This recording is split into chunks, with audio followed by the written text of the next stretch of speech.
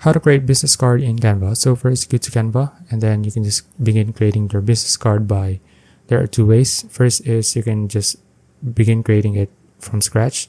You can just click on create here at the top left, and then click on customize size, and then just add your size for your card. And then you can just select the units and then click on create new design and then begin designing your card. Okay, so if you want to use templates, you can just click on templates here, then look for the card. So this card, look for that, and then just choose any of the templates here so you'd have an idea what your card will look like. Just use them.